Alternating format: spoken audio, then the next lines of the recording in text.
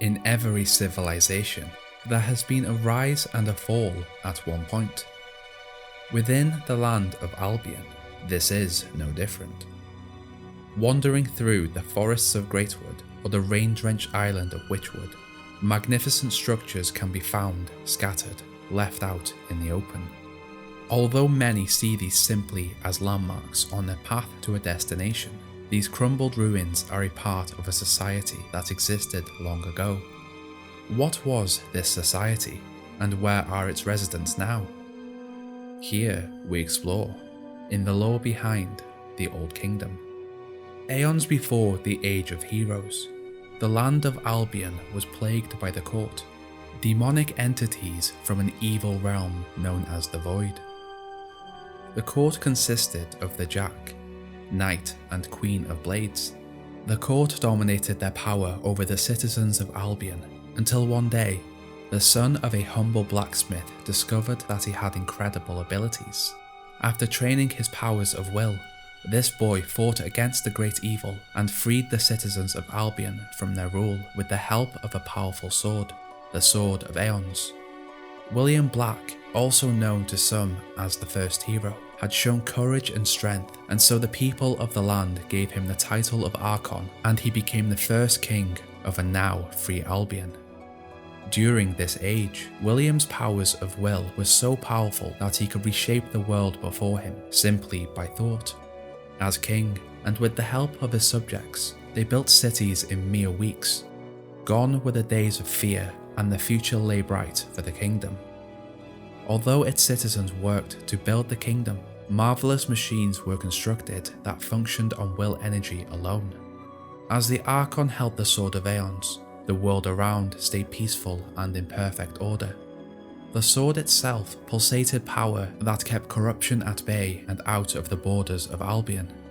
For his home, the Archon created a castle and constructed 4 focus sites across Albion where huge armoured figures protected the hubs of energy from misuse.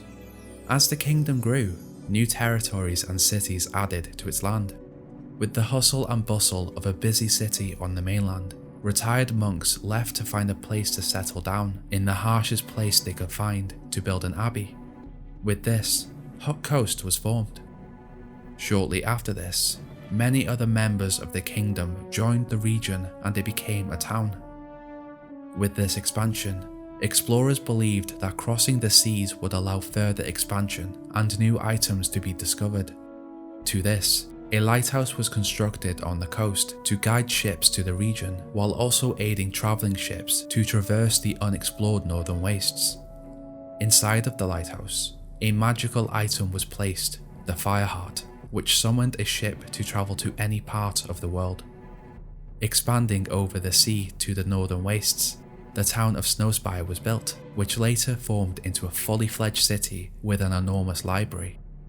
With the kingdom's towns and cities scattered all over the continent, the rulers constructed magical cullis gates to instantly transport the user from one location to another.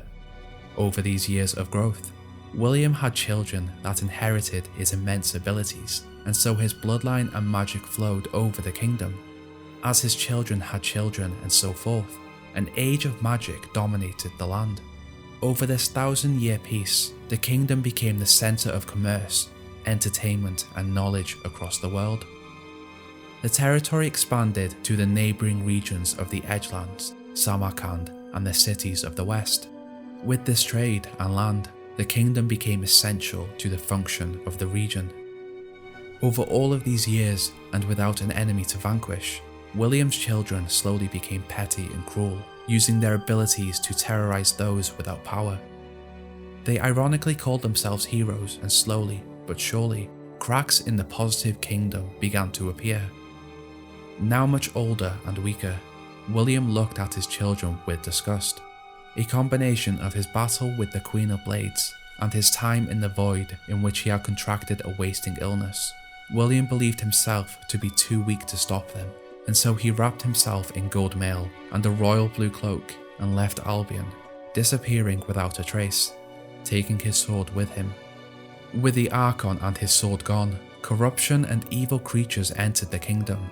With their Archon's disappearance, his children recognized power and wanted it, and so Albion fell into chaos.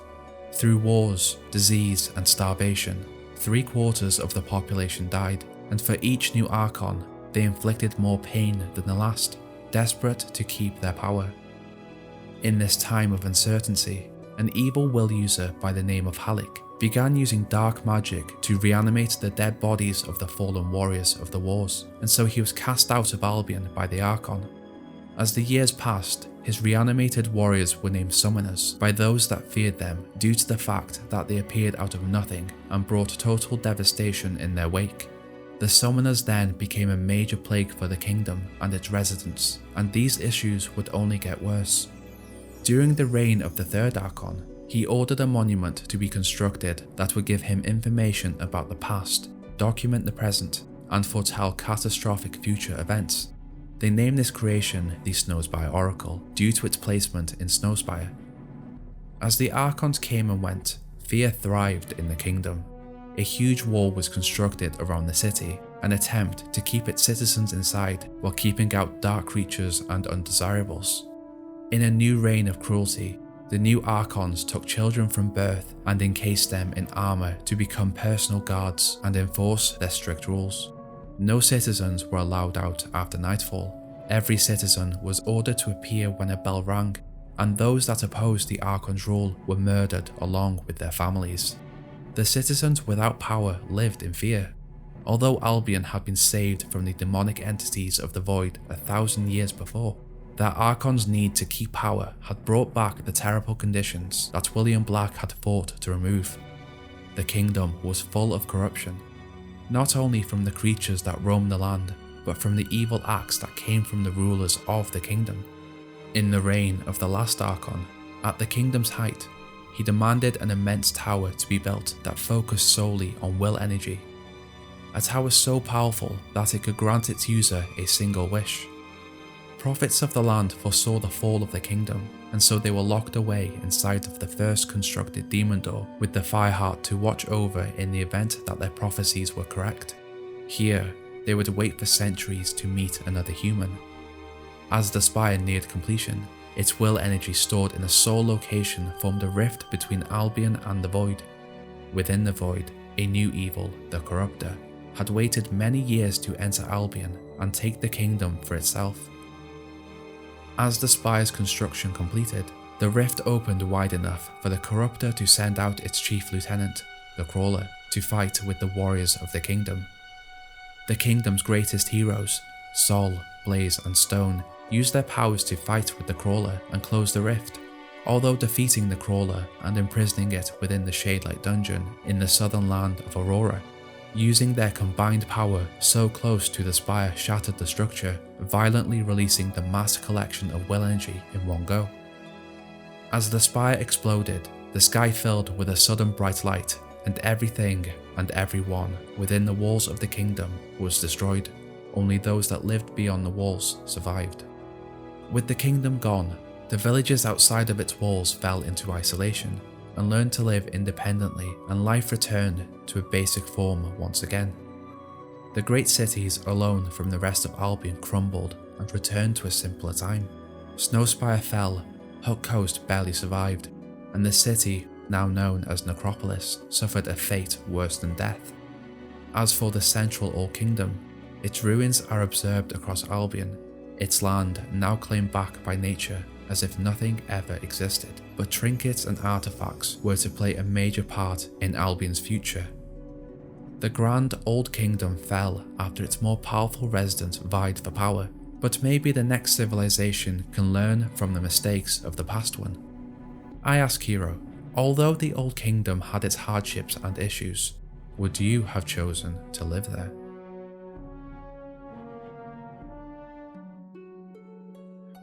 The theory. William Black wanted and knew the kingdom would fall. Here we'll be trying something new where I'll take a theory about the Fable universe and try to attempt to make some sense of it using facts and lore from Albion. If you have any theories for future videos, let me know. Did William Black want his kingdom to fall? Now, in the lore section we covered how quickly the kingdom grew, but with its growth, William's children began to use their powers to terrorize those that could not defend themselves.